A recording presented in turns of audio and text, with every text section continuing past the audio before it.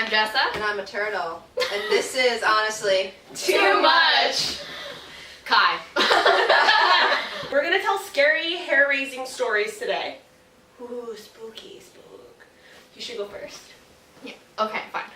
I'm not gonna give fake names because this is a story that we tell all the time. So I was with one of my best friends, Steph, and Liz. We loved to go on adventures. We were kind of stupid. This is like... How old were you?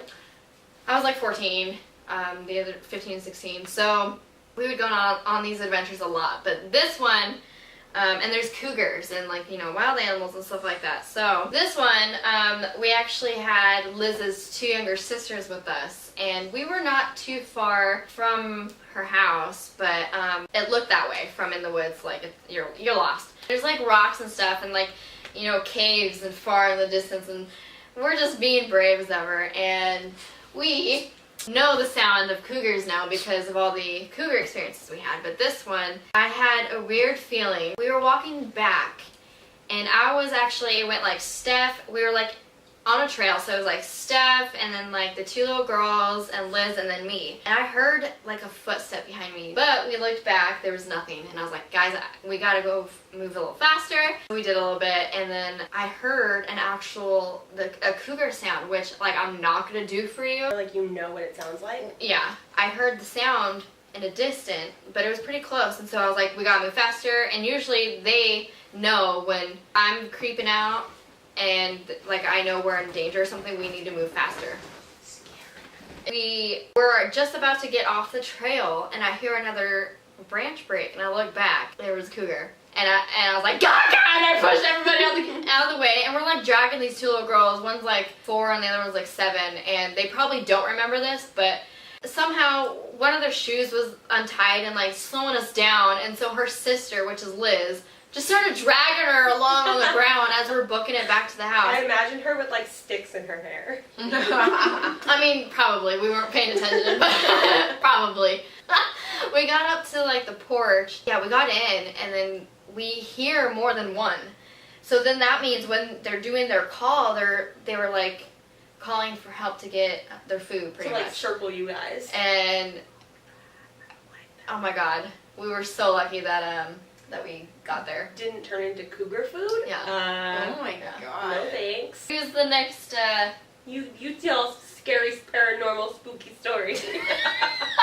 Great. That was awesome. Well, this is something scary that happened to me, and anybody who has grown up with a tiger bomb will know. Tiger bomb like Bengay, like the mentholated cream, or like Tiger mom. oh. Tiger bomb too. It's usually Asian. Essentially, expectation is to excel in everything, but the one subject you could not fail in, math. Oh yeah, how did you know? How did you know? And when I was in 4th grade, I know it was in elementary school, I got a B. My dad, who worked late nights, was thank Glob he was home, and my dad is not as the most strict in my house, so I told my dad first, and he was like, all right, let's do this. Just get this over with. Do it together. Because We're strong in numbers. So we told my mom. She had to freak out. Yelling in the house, throwing things. And it actually got to the point where police was called. And they were called 3 times that night. It was like we were literally just calling the police. They're probably like, here we go again. That's definitely like a different kind of scary, but I feel like I can relate. Yeah, same here. And every time we would show the police my B, it would be seriously. Like I remember the police sitting on my bed and telling my mom, like, I don't think a B is that bad. And my mom would be like, no, a B is very, very bad. And I'll be like, I want to meet your mom. I want to be friends with your mom. she's chill now that You're I'm older and in you're an college. adult. So like my mom chilled out. I guess she was like, all right, my kids are in good college and we're in good colleges, so whatever, I did my job, so I'm cool now. That's pretty cool. So that was the scariest moment of my life. Really? Anytime I got a B in math, but that was the first Are you better time. at math now? Do you appreciate how strict she was, or are you just kind of like, fuck math? I do admit, like, it's easier for me to pick up on things. Like, if you have a math problem and there's examples, I'm able to look at the examples and teach you how to do it. You know what? When am I going to know how to do a parabola? Like, we carry calculators. What is that? We carry calculators. A parabola is like a formula that gives you a graph that looks like a Math? N or a U. I forget. It's the U, right? It's the one that's like a bowl. So I don't need parabola. to use it, so. The first like real paranormal experience that I remember and that like vividly comes to mind, when I was about 10 years old, my parents worked at the Whiskey. I'm gonna go ahead and say that on camera, whatever, they don't work there anymore. I was there during the day by myself while my mom was like up doing office work or whatever. And I was in the stage bar area, just like walking around like on my scooter, thinking I was like a cool little fucking 10-year-old at the Whiskey, whatever. And then all of a sudden I feel someone behind me and I get like really creeped out because like it's empty and there's like 3 people in the entire building. So I like turn around, and as I turn from the stage to like the bar area, anyone who's familiar with this layout, it makes sense. I see like wine glasses like rattle through the thing. I was terrified. No earthquake, no anything, nobody else was in the room, no reason for these glasses to be jingling, but it was literally about 100 glasses just simultaneously like all the way through. I freaked out. I run upstairs, and as I run upstairs, by like the back left corner, kind of by the sound booth second bar area, I see like the darkest black shadow I have ever seen in my entire life. Terrified.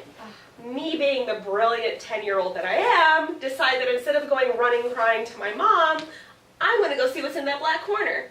The closer I got to it, the closer it got to me. Before I was about 5 feet away, and all I could see was blank, vast darkness. No lights, no reflections, no sound, void. Completely freaked me out. That was close enough for me to decide that I was terrified, and I ran back upstairs and cried. And I asked my mom if anybody had ever experienced anything like that. And she said that there was a history of paranormal activity at the Whiskey, but nothing quite to my particular experience. Yeah. I had chills down my back and like through every hair in my body because of like the density of how black it was in that corner. I was convinced I was going to be eaten whole by a demon. I refused to be in that space by myself without an adult supervision for about 10 years after that. I don't like being by myself. I get scared. No? That was the first time I think that I realized that there was something more to be seen. Is this the Whiskey, correct? Yeah, Whiskey A Go-Go on Sunset. Is this still open? It is still open. I will never forget the feeling that I had. Maybe we can kind of like... I was going to say, would you be willing to go and visit? Absolutely. Okay, Absolutely. Cool. I'll get my recorder. We'll get our night vision cameras going, and I can kind of retell the story that makes sense on the layout. We will by then. God, we will by then. It was honestly like the most terrifying moment, like first terrifying moment of my life that I identified as like not normal. Yeah. Dang. Then I started to read books about ghosts. Yay. I'm gonna need to sleep with the lights on, you guys. I don't like this. I don't like scary stories. You don't have any more? Nope. Thanks for watching. We are honestly too much. Slytherin house forever. But I can't be a wizard. I'm just Harry Potter. Just gonna keep going.